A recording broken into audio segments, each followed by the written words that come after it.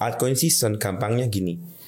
Di antara 50 koin dengan market cap paling tinggi di luar Bitcoin, 75% token-token ini perform lebih baik daripada Bitcoin. Di situ mulai dihitung altcoin seasonnya di angka berapa. Di tahun ini nih Mas, kira-kira altcoin apa yang mungkin akan ngalamin peningkatan gitu? Aku lebih tertarik ke token AI sama token yang berbau ESG.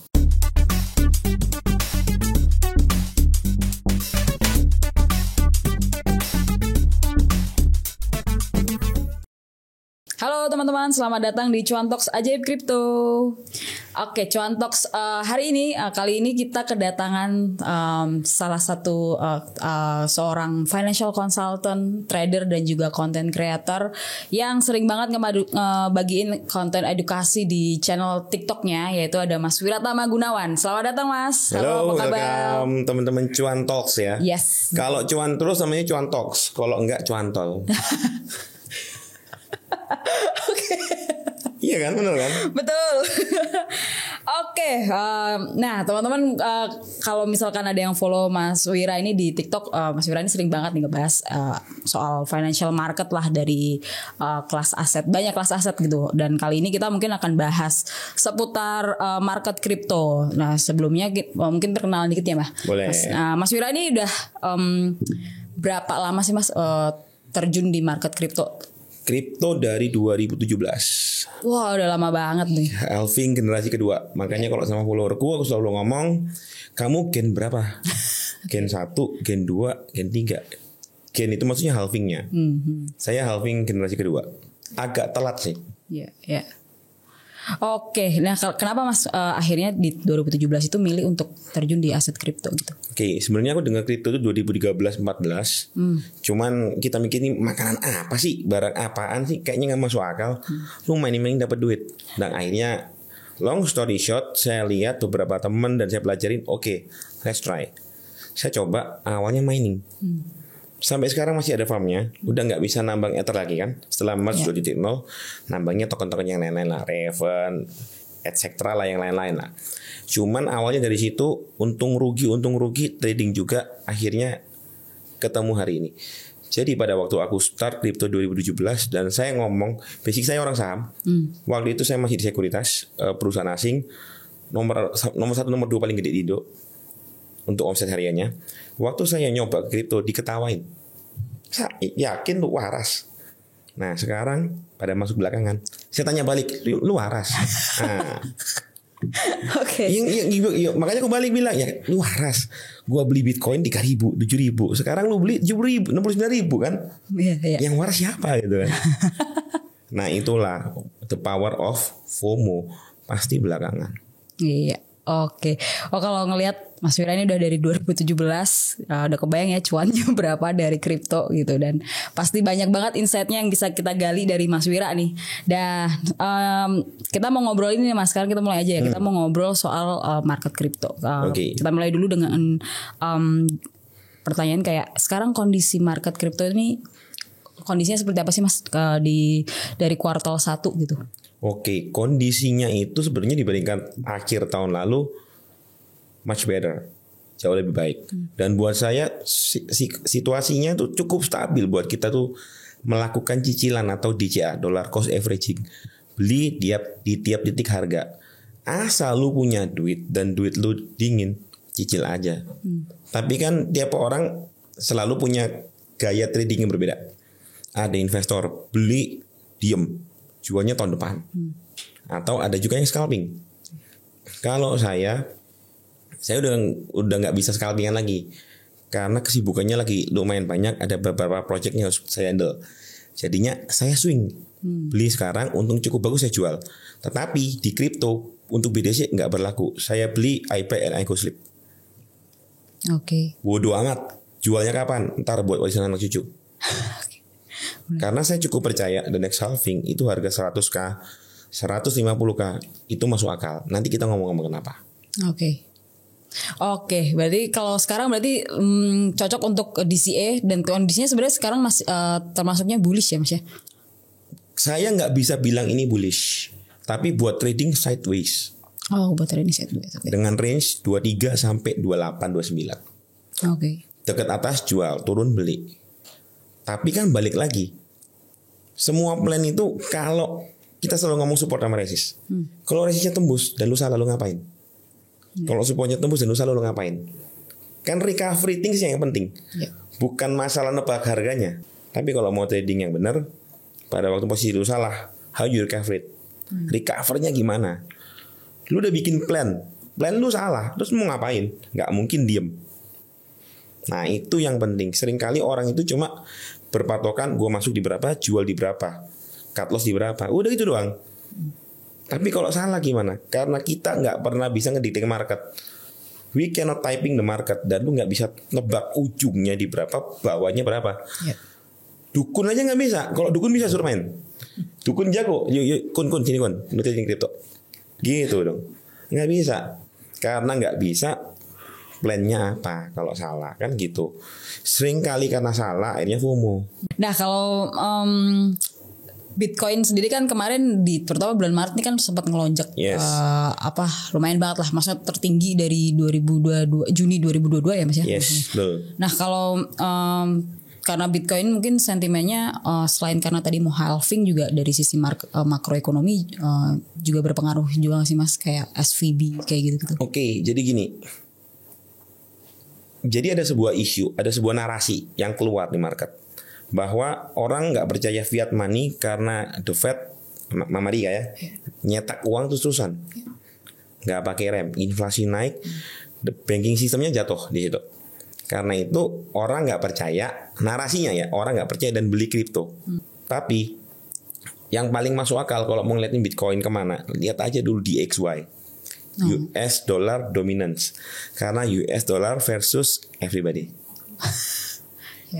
Okay. Karena dagangan utamanya Amerika itu apa? Dolar. Dolar kan? Dolar itu apa? Bank notes. Kalau kita ke bank kan mau ditanya apa sih kan? Lu mau TT atau bank notes? Notes artinya apa kalau kita kembali ke terminologi pembukuan accounting? Utang. Nyetak duit. Tapi itu sebenarnya utang negara. Yang bayar siapa? Warga negaranya. Pakai pajak. Kalau nggak bisa, yang bayar generasi berikutnya pakai pajak. Ya udah. Karena itu mungkin beberapa orang di barat itu enek. Jadi mereka oke lah gue beli kripto aja deh. Bisa jadi ke arah sana tuh mungkin pelan-pelan iya. Tapi kan belum langsung lah, adaptasinya tuh nggak sempurna seperti narasinya. Tapi memang ke arah sana saya setuju banget. Makanya saya masuk kripto 2017. Tapi saya belum mengatakan ini bullish banget, meskipun harga Bitcoin sekarang sudah di atas grafik MA 200. Yang mana itu bagus buat invest long term ya. Tetapi kan kita harus tahu dulu nih yang bikin bullishnya apa nih. Di saat di XY-nya aja belum jatuh-jatuh banget, Bitcoin udah lari tuh. Tapi kita butuh hal ini karena market nggak bisa terus-terusan turun. Semua orang nggak percaya sama kripto. That's why butuh ada yang tetap perlawanan untuk naik. So inilah realita market, ada naik, ada turun. Balik lagi ke awal. Kalau salah, ya lu ngapain? Kan gitu. Gitu Kak. Oke. Nah itu kalau tadi Bitcoin ada yang inilah ya ada sentimennya yang bisa bikin dia itu harganya ngelonjak gitu. Nah kalau altcoin sendiri gimana Mas? Kayak altcoin kayak nggak terlalu banyak gede nggak sih lonjakannya yang di bulan Maret itu? Maksudnya nggak korelasinya nggak sama kayak Bitcoin gitu? Yes. Jadi kan ada namanya Bitcoin Fear and Greed Index. Ada lagi yang namanya altcoin season. Altcoin season index lah. Nah, altcoin season index itu kan teman-teman banyak yang tahu tapi nggak ngerti kan, beberapa nggak ngerti apa itu sebenarnya altcoin index.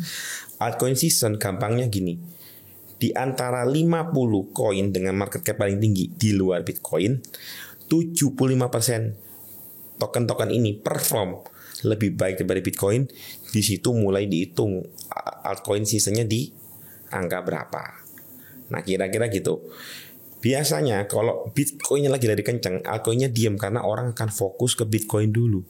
Oke. Karena Bitcoin ini kan pangsa pasarnya paling besar. Bitcoin versus everybody di tokenize ya, di kripto. 60%-an. Bahkan 70 dulu. Dulu sempat 80 loh. Sekarang udah berkurang karena ada 13 sampai mungkin 17.000 token-token yang kita nggak pernah tahu namanya. Tapi ada tapinya. Ethereum kan pangsa pasarnya Ethereum itu kan nambah terus. Jadi boleh dibilang Bitcoin itu gerbong lokomotifnya, yang lain gerbongnya. Kalau Bitcoin lagi narik, ya udah biar dia main dulu, yang lain diem. Kelar dia manggung, baru yang kecil-kecil naik nih. Nah kira-kira di kripto gambarannya gitu, hubungannya begitu. Bitcoin, Fear and Greed sama altcoin. Jadi perlu Bitcoin naik dulu, terus diem gak kemana-mana, baru altcoinnya gerak. Nah itu baru altcoin season berjalan. Dan kalau kira-kira nih menurut dari analisis Mas Wira sendiri, tahun ini ada nggak altcoin season? Pasti ada dong. Kan Bitcoin nggak selamanya gerak. Ada titik di mana dia harus diem. Nah di situ mulai gerak altcoin. Di situ mulai gerak. Nah, cara ngidentifikasinya tadi gimana Mas kalau untuk yang altcoin season ini kayak ini kayaknya udah mau mulai altcoin season nih. Jadi kalau buat saya gampangannya gini. Saya nunggu Bitcoin naik dan jatuh tidak terlalu jauh dari titik tertinggi dia. Misalkan nih kalau saya ya, bisa jadi beda sama orang lain. Bitcoin dari 21 23 ribu naik ke 28 29. Dia stay di 27 lama nggak kemana-mana, cenderung turun dikit 25 26 dan stable terus 1-2 bulan di situ. Altcoin pasti main. Baru di situ kamu nyari altcoin. Kalau saya bukan tipikal yang ngejar duluan. Jadi misalkan saya ketinggalan, Ether udah jalan. Terus misalkan kayak Cardano udah jalan, Solana ketinggalan, gue sikat Solana. Yang belum jalan ya? Iya gitu. Kan nggak mungkin kita selalu jadiin terdepan kan? Emang duit itu berapa? Emang lu market maker? Enggak. Gitu. Itu kalau aku.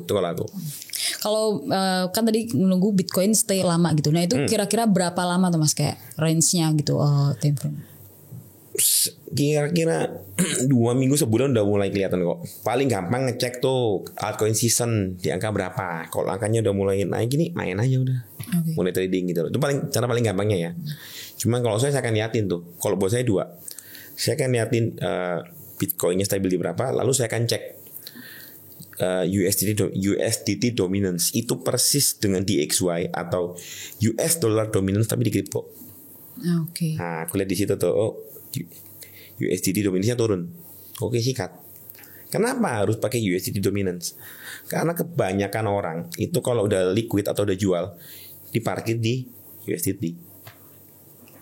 Suka nggak suka, USDT dominan sama gitu loh. Parkir di situ. Ntar kalau dia beli lagi, dia akan convert kan dari USDC dia rubah ke kriptonya. Jadi USDT-nya mengurang, makanya melemah dominance-nya. Gampangannya gitu. Ngelihat where is the money flow lah. Yang paling penting itu jangan ngejar harga, tapi you follow the money.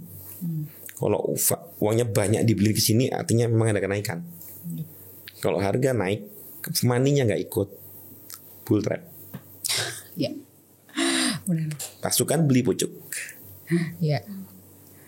Ngono, kalau aku ya. Kan tiap orang beda-beda. Nah kalau tadi kalau misalkan ngomong altcoin season kan kita ngelihat Bitcoin dulu nih yang akan naik duluan gitu. Tapi selain faktor dari Bitcoinnya yang melonjak duluan, ada momentum dari si token atau coin itu sendiri nggak sih Mas yang berpengaruh? Misalkan contoh kayak kita contohnya kalau altcoin ETH gitu, Ethereum. Dia kan bakalan ada upgrade ininya ya dari masih lanjutan upgrade-nya dia. Nah itu ikut berpengaruh juga nggak Mas untuk altcoin? Banyak orang berpikir Shanghai upgrade ini akan punya pengaruh. Tapi kalau saya bilang, kalau saya amatin tuh 50-50. Sebagian percaya, wah ini pasti lari nih. Kenapa? Wah ini gila loh. Di upgrade namanya di forking. Ether itu udah berapa kali dicabang. Fork tuh garpu kan dicabang. Dari yang pertama dipecah, makanya ada Ethereum Classic. Kalau tahu sejarahnya itu gara-gara ada kasus dulu di Bitfinex. Makanya ada Ethereum yang baru, Ethereum yang lama jadi Ethereum Classic. Luna kayak gitu tuh. Terus habis itu ada lagi Ethereum 2.0 lah, ada apa.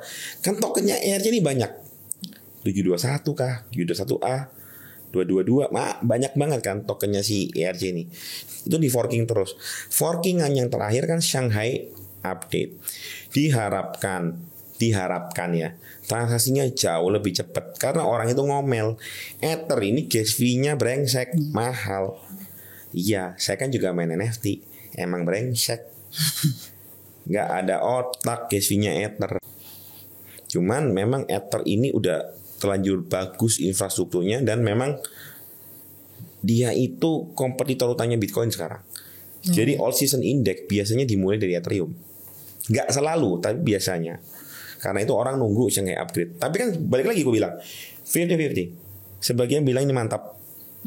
Tapi sebagian banyak yang takut. Kenapa? Untuk pertama kali semenjak event besarnya setahun yang lalu pas The Merge Ethereum yang digabungin.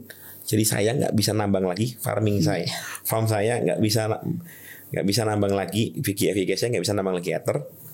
Mau nggak mau, itu kan akhirnya staking kan. Kalau mau jadi validator, kamu nggak usah bikin alat, kamu staking aja. Nah udah saya tahu nih buka stakingnya. Kalau ada orang-orang gendeng yang udah nggak tahan, dia butuh duit dia jual, jatuh.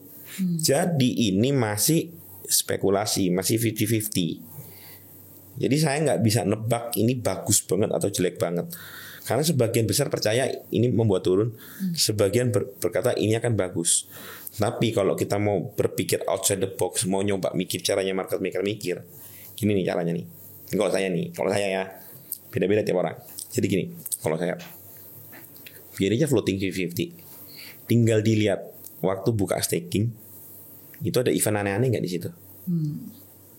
Kalau misalkan BTC-nya feed and grid-nya udah lemes, nah dicoba naik bisa, dorongannya ada ya udah tarik. Berarti di situ start tuh. Orang akan lebih pede dengan Ethereum, Shanghai upgrade. Gampangnya gitu, follow the money.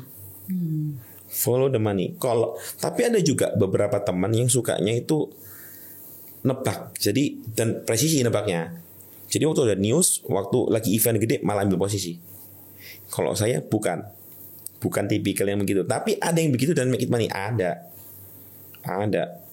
Jadi tiap orang tuh memang gayanya beda-beda. Kalau saya lebih baik saya telat sedikit, tapi risiko saya lebih kurang dikit lah ya. Tapi tetap bisa dapat duit banyak. Daripada saya kayak baca itu nyolong duluan. Ya kalau kebalik. Pertanyaannya duit saya kuat nggak? Apakah saya bisa nanggung risikonya? Kalau gua bisa nanggung risikonya, I take it. Kalau enggak, mending gue nunggu dikit. Itu kalau saya. Oke.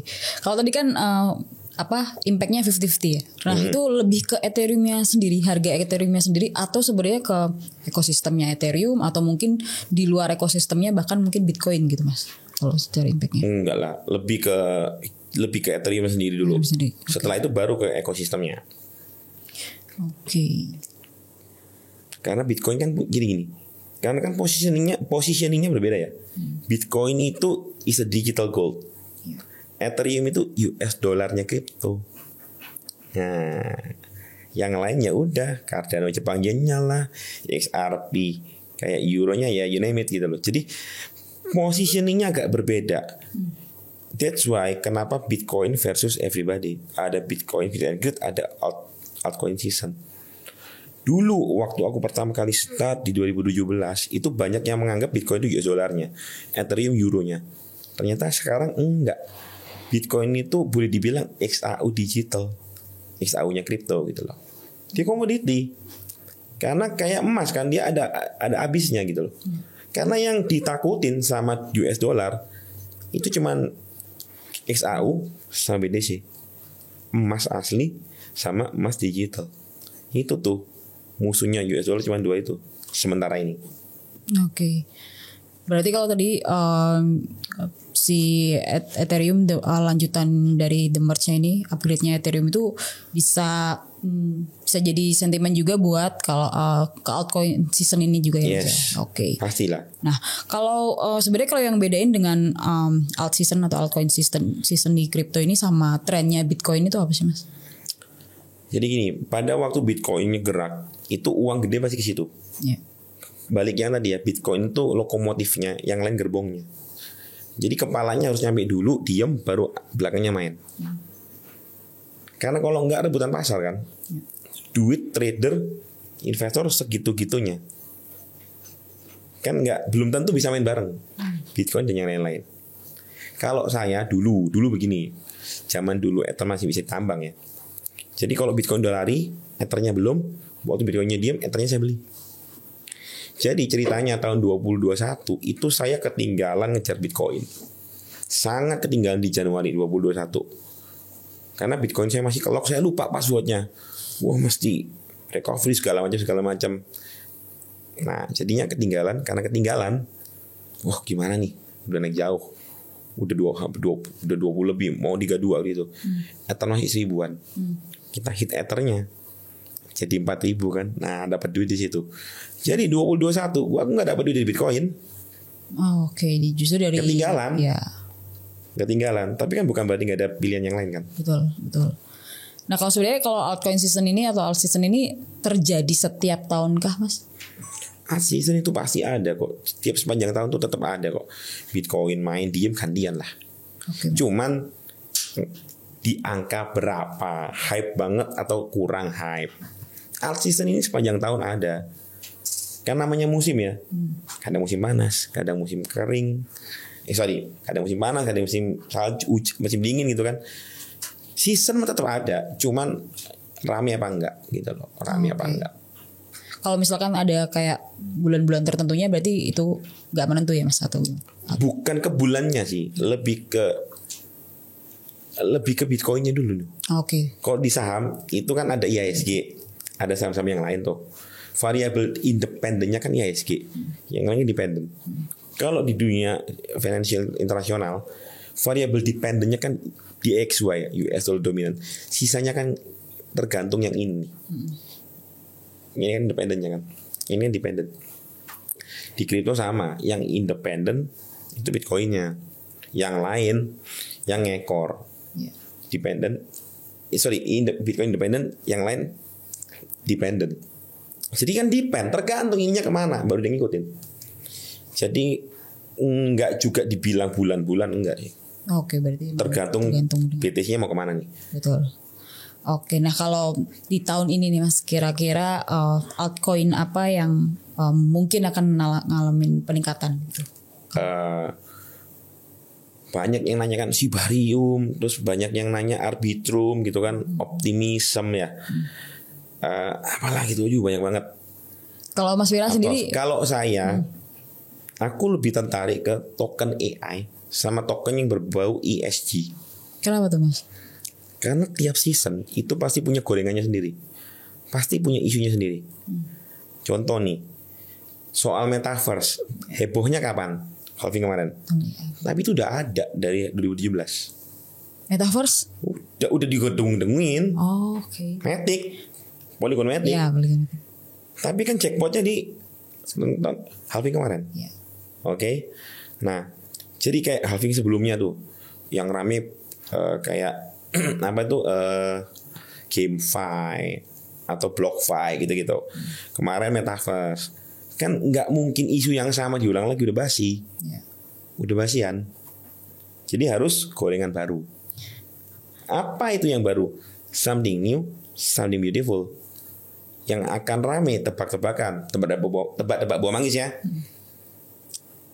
Token AI atau yang berhubungan dengan ESG. ESG itu Hedera menarik. Habar. Hedera menarik. Niar bukan ESG tapi agak lumayan. Nah, kalau saya jadi gini, saya bukan pecinta token micin. Aduh, pusing banget 13.000. Puyeng. Tapi kalau teman-teman hoki di situ dan jago di situ, go get it. Jago main airdrop, go get it. Aku nggak ada waktunya lagian gitu. Aku tuh nggak ada waktu buat main airdrop. Cuma pernah nyoba, cuan juga sih ada. Jadi sebetulnya banyak cara kok kalau mau cari duit di kripto. Banyak cara.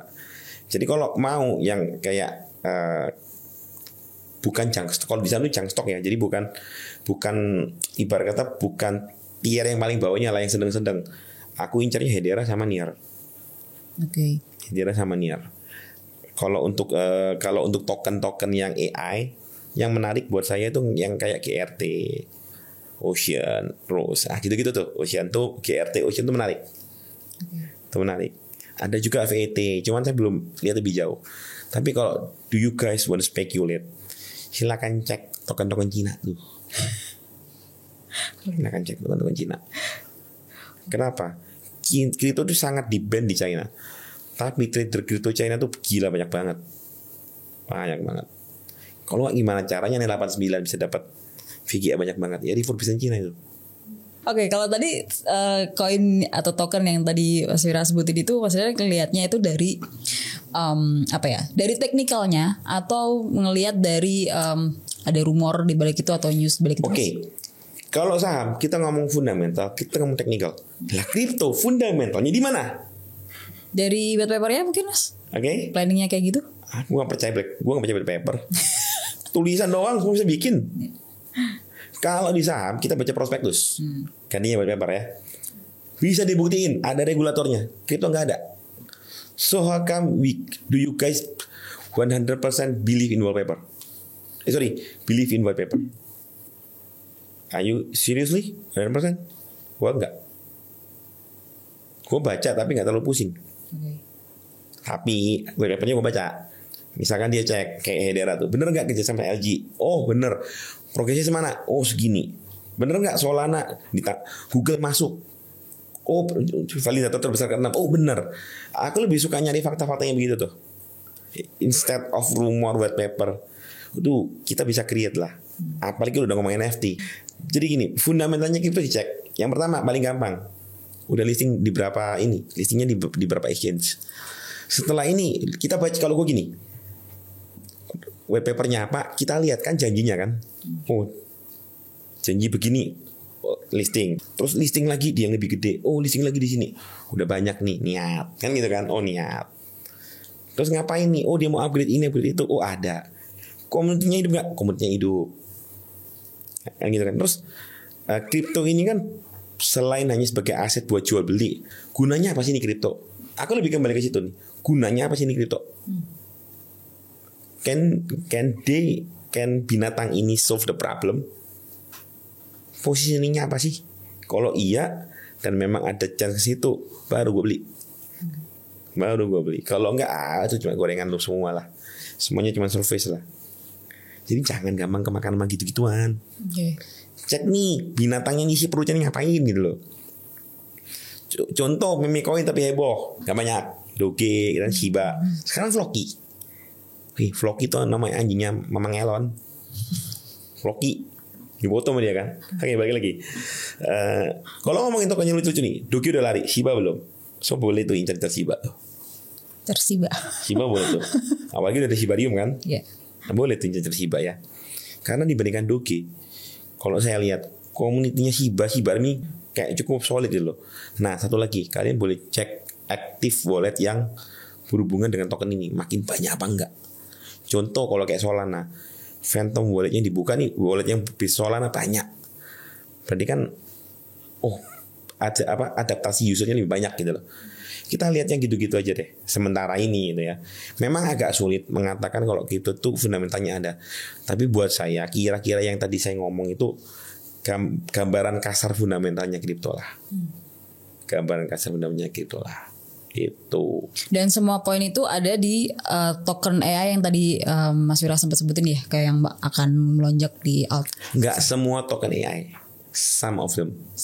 Dan nggak semua token ESG, some of them. Dan ini buat saya ya, buat teman-teman yang halving kemarin banyak beli token-token metaverse, sorry to say, banyak yang akan jadi sampah. 95% token yang ngetop di halving kemarin, halving berikutnya mati. Oke. Jadi tolong kalau saran saya, lakukan money management. Kalau mau beli token yang aneh-aneh itu boleh, jangan terlalu banyak lah. Bagi sebagian. Duit gede lu tetap di big cap, tetap di Bitcoin, tetap di Ether, tetap di Cardano, XRP gitu-gitu. Buktinya Solana aja bisa nyungsep. Iya kan? Apa yang nggak mungkin di kripto? Luna top 5 waktu perang tuh kan, nyungsep. Di kripto tuh nggak ada yang nggak mungkin. Nggak ada yang nggak mungkin di kripto. Oke. Tapi kalau ngomongin token AI itu apakah karena sekarang AI ini lagi banyak diperbincangkan, Mas? Tentu saja. Jadi salah satunya juga gorengan gurih itu, gorengan. Tapi apakah token AI ini benar-benar bisa ngejawab itu? Saya rasa cuma 1-2 yang bisa. Dan itu pun menurut saya agak bubble ya. Tapi ya tapi gini, investor, trader itu pemaaf dan pelupa. Jadi kalau udah kasus yang lain scam lah, Luna lah, FTX, ntar juga 2 tahun lagi lupa. Nah kalau lupa dan kebetulan mau trade token AI, pilih yang lebih mungkin aja gede-gede. Kalau masih mau penasaran nyoba yang micin, boleh money management. Contohnya tuh saya naruh di konten saya, orang cuman beli $160, dapat uang 700 juta, 800 juta dari Shiba. Saya beli Shiba Inu itu cuma berapa ya, 800 ribu, nariknya 4 juta. Iseng waktu itu ya, udahlah sisanya duit lah gitu. Nyesel gak? Enggak nyesel, enggak. Mau gimana? Bukan hoki saya kan. Tapi ya gitu. Itu kan namanya ini ya, apa ya, multi baggernya banget. Jadi kalau kamu milihnya tepat, nggak usah uang gede aja, lu dapat duit gede lo. Lanjut lagi, Mas, saya tertarik banget sama yang token AI sama apa tadi itu satu lagi ESG, Environmental, Social and Corporate Governance. ESG itu orang taunya ESG pasti carbon credit, trading carbon credit. Yang bikin polusi lu, tapi Indonesia punya hutan nggak boleh dipotong. Alasannya untuk paru-paru dunia. Oke, kira-kira gambaran gampangnya gitu. Nah jadi ESG itu sekarang lu bikin polusi, ya lu mesti tanggung jawab. Gimana caranya? Nanam taman, nanam hutan, gak punya waktu. Ya udah lu beli namanya emisi carbon credit. Nah perusahaan ada yang jual tuh, ada yang bikin tuh carbon credit trading. Jadi misalkan kayak ada produk nih, bikin satu iPhone ini ngabisin berapa, bikin polusi berapa, lu mesti offset gantinya. Lu nanam hutan lah, lu CSR apalah. Kalau nggak bisa ya udah lu beli carbon credit deh. Nah, dan di masa yang akan datang, bukan masa yang akan datang, sekarang nih perusahaan-perusahaan kayak batubara itu susah dapat pendanaan dari bank internasional. Karena menurut mereka perusahaan kayak batubara itu high polluted. Karena bikin polusi tinggi nggak gue kasih gitu loh. Jadi ini maksa orang mau nggak mau, suka nggak suka untuk kontrol. Karena buat anak cucu kita ke depan kan kurang ajar. Yang bikin polusi lu, yang bikin kebijakan lu juga, kita kudu ngikut. Tapi ya udah, itulah dunia. Karena ke depan semua perusahaan yang mau dapat utang dari bank, mau nggak mau mesti berhubungan dengan ESG. Kalau nggak dikasih utang, ya terpaksa mereka akan ke sana. Nah karena itu saya cukup yakin bahwa token-token ESG ini akan larinya ke situ. Oke. Kalau setelah halving yang sebelumnya itu kan koin-koin metaverse. Kalau koin metaverse. Nah sekarang tadi AI sama ESG itu akan sama nasibnya kayak metaverse, atau ini bahkan lebih jangka panjang? Ada gula ada semut. Pada waktu isunya ke koin token AI kan sama ke token ESG. Yang 1-2 yang bagus, beberapa yang bagus tetap ada. Yang lain sok-sokan bikin. Tapi white papernya kawin lah pokoknya asal ada dah, asal launching. Nah, yang gini-gini yang mati nih. Tapi yang memang fokusnya di situ dan bikin impact di situ dan ada progresnya, itu akan stay. Contoh dari halving pertama juga ngomongin BlockFi. Metaverse juga ada dari halving kedua. Some of them stay kan. Contohnya ApeCoin-nya Yuga Lab masih oke. Yuga Lab bikin NFT habis mulu. Sepupu saya di Hong Kong beli BMW kemarin. Second sih, gara-gara jual 2 biji tokennya NFT-nya Memeland. Pancake punya tuh. NFT masih ada guys, gak mati semua. Yang mati 99%. 1% atau di bawah 1% yang masih hidup. Tapi masih ada loh. Even di Solana kayak The Guts masih sisa. BlockFi juga masih sisa kan sampai sekarang. Buktinya tuh ada macam-macam tuh kayak Sola, terus kayak platform simpan pinjam kripto yang lain masih ada. Itu isunya yang awal-awal halving. So some of them will stay, others die man. Nah kalau lu mau bertaruh di token micin, lu harus tahu resikonya begitu. Di titik berapa lu masuk, di titik berapa lu cut loss. Kalau lu nggak bisa accept resikonya, cuma mau cuannya, katrok kalau gue bilang tuh katrok gitu kan. Katrok. Oke. Nah kalau mau siap-siap ke alt season nih, altcoin season, kapan Mas waktu yang tepat buat masuk buat cicil? Sepanjang 2023 itu waktu yang bagus. Kenapa? Satu, kamu nggak perlu nunggu lama-lama karena tahun depan udah halving. April nih sekarang nih. Kamu nyicil 8-9 bulan udah halving. Tebak-tebak buah manggis ya.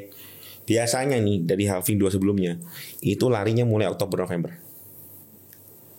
Halving Januari Februari gitu kan. Dia akan lari 2-3 bulan sebelum halving. Udah mulai kejar-kejaran tuh. Orang sadar, kalkulatornya udah downturnya udah deket nih. Orang mulai nekat. Mulai spekulasi beli. Yang belum beli. It's all about supply and demand. Bid and offer. Yang belum punya ngerasa waktunya udah mendekati halving, dia akan beli. Naik kan tuh harga tuh. Dimakanin pindah kiri, dimakanin pindah kiri. Offer jadi bid, naik. Kan mekanisme begitu. Gue ini orang saham. Dan token ini diperdagangkan di exchange kayak saham. So kalau mereka lakukan ini persis di saham dulu, ya karena mereka memang basicnya berada di situ. Dan memang kita butuh orang-orang kayak gini yang naikin harga, Pak. Kalau nggak semuanya flat mau ngapain? Gitu. So kita nggak ada yang tahu. Tapi cicil aja nih sepanjang sekarang sampai akhir tahun. Harusnya kalau kalian milih token yang gede-gede, harusnya ada hasil waktu halving. Harusnya ada halving. Berdasarkan pengalamanku lihat 2 kali halving. Bisa jadi gue salah, tapi 2 kali halving begitu tuh. Oke, ini pertanyaan terakhir Mas. Kalau misalkan nih, kalau tadi kan sekarang waktunya cicil berarti bisa dibilang kayak ya invest lah, kita nunggu sampai nanti halving gitu. Tapi nanti misalkan udah terjadi nih si alt season ini udah mulai gitu, dan buat yang trading, yang main cepet kayak gitu, ada tipsnya nggak Mas kalau trading di? Ada dong. Jadi aku beli token itu nggak hanya semua dibuat simpan. Yang aku full simpan itu Bitcoin. Punya duit, cuan dari trading, gue beli Bitcoin, gue tinggal tidur. Bodoh amat. Karena mana tahu one day waktu 10-20 tahun lagi orang nggak percaya insurance. Apa warisan gue buat anak gue kan? Kasih Bitcoin dong. Lebih keren. Oke, jadi gini. Kalau buat yang kita JCA nih, kecil, beli kira-kira adalah 100 juta. Yang 50 juta gue simpen, yang 50 gue tektok. Beli di bawah udah untung, jual dulu dong yang untung. Yang belum untung simpen dulu. Ntar turun lagi, sendok lagi. Beli, jual di atas, beli lagi di bawah. Terus aja begitu. Kan kalau spot hanya satu arah. Beli di bawah, jual di atas. Tapi kalau futures, lu bisa 2 arah. Tapi harap berhati-hati. Karena itu leverage. Cepat kaya, salah posisi, cepat miskin. Boleh nggak? Boleh. Gue juga main futures kok. Tapi porsinya. Dan siap nggak dengan resikonya. Kalau siap, go get it. Follower saya beberapa banyak yang cuan dari futures. Rutin ada. Nah, balik lagi. Money management. Psikologi trading itu yang paling penting sebenarnya. Dan kenal barang yang kamu mau trade. Itu yang paling penting, yang bisa bikin cuan terus. Wah, ini insightful banget ya podcast kali ini. Tadi kita udah dikasih tips sama Mas Wira nih buat pilih altcoin yang mungkin akan bakalan melonjak harganya nih menjelang halving gitu.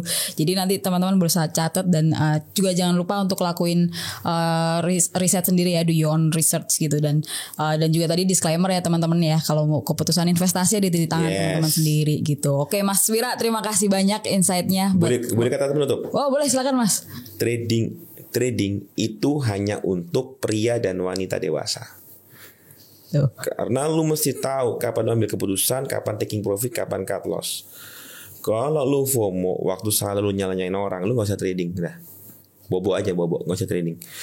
Keluarin semua uang kamu dari apapun saham kripto, taruh aja di deposito. Kalau trading, kamu ambil profitnya, resikonya harus lu ambil. Itu 2 sisi mata uang, gak bisa dipisahin. So, tradinglah yang bijak, make money sama-sama, next halving party bareng. Mantap. Oke, Mas Wira terima kasih banyak. Thank you waktunya. ajaib ya, memang ajaib gitu kan. Makasih udah mampir kesini ngobrol-ngobrol. Oke, Yes, thank you. terima kasih juga teman-teman yang udah nonton sampai akhir. Sampai ketemu di Cuan Talks berikutnya. Bye bye, salam cuan.